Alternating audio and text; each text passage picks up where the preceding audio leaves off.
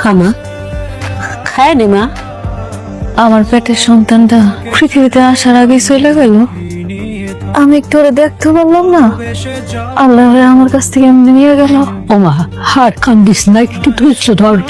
আল্লাহ যেটা কপালে রাখছে সেটাই তো হইব। মানুষ কি আগে থেকে জানতে পারে তার কপালে কি হইব? মারে তুই যদি খালি এইভাবে কাঁদতে থাকস তাহলে বসস করে পড়বি। খায় দে, না খায় থাকতে তোর তুই বাঁচতে পারবি না।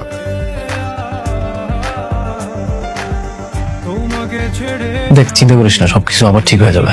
ভাবি রাগ করেছে, আমারও মনে হচ্ছে রাগ করে, কিন্তু আমি ভাবির দিকে চিন্তা করে দেখলাম কি জানিস, ভাবি আসলে ভাবির জায়গা থেকে ভুল ছিল না। আমার সাজানো গোছানো সংসারটা এভাবে আগুন লেগে যাচ্ছে, মেঘলা আমাকে অনেক দিনে করতেছে। বিশ্বাস কর, আমিও না জানতাম না।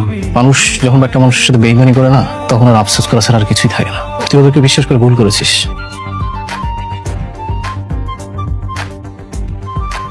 ভাবি, ভাবি, বাবা, মেঘলা কোথায়? বাবা মেঘনা তো ঘরেই আছে, সারাক্ষণ ঘরের ভিতরে বসে বসে কান্নাকাটি করে। তোমার উপরে একটু রাইগে আছে বাবা, আমরা ওরে বুঝাইতেছি। তোমার সাথে যদি উল্টা পাল্টা কিছু করে তুমি মন খারাপ করো না বাপ। না মা, আমি কিছু মনে করিনি। মেঘলার মানসিক অবস্থা একদমই ভালো না। ওর তো স্বপ্ন ছিল আমাদের সন্তান হবে, সবকিছু এক নিমিষেই শেষ হয়ে গেল। কপালে যা ছিল তাই তো হয়েছে। আসো বাবা, ঘরে আসো। তোমার আমি কি কইছি? তোমার না কইছি ওরে দেখা মতন ঘাট ধাক্কা দিয়ে বাড়ি করে দিবা?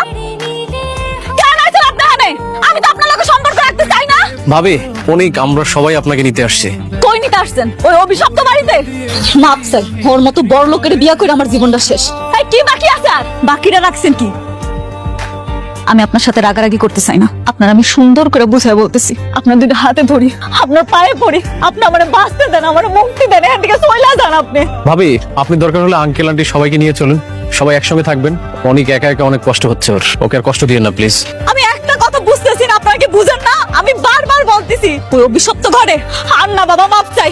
আমি বড়লোক হইতে চাই না, আমি অনেক ভালো আছি। আর বড়লোক বাসায় হয় থাকবো, শান্তিতে থাকবো, সুখে থাকবো, আমার দরকার নাই। আমি বাঁচতে চাই। তুমি এখন থেকে আমাকে যেভাবে বলবে আমি সেভাবেই থাকবো, সেভাবেই চলবো। দেখো, আমাদের বাচ্চাটা নষ্ট হয়ে গেছে, এজন্য তো আমিও কষ্ট পাচ্ছি। বলো, আমি যা বলবো আপনি তা শুনবেন, তাই মাইনা লইবেন? সত্যি সত্যি। আমি আপনার কাছে আমার ভিক্ষা চাই। আমার জীবনে আপনি ভিক্ষা দেন, আপনাকে দিকে চলে যান, আর কোনোদিন আমার সামনে আসবেন না। যান, চলে যান, চলে যান কইতেছি। মন খারাপ তো, তাই একটু রাগারাগি করে ফেলাইছিস। তুমি কিছু মনে করে না, তুই একটি দিন যাক, তারপর বোঝা দেবো। ওরে কয়টা দিন সময় তো বাপ, দেখবা সব ঠিক হয়ে গেছে।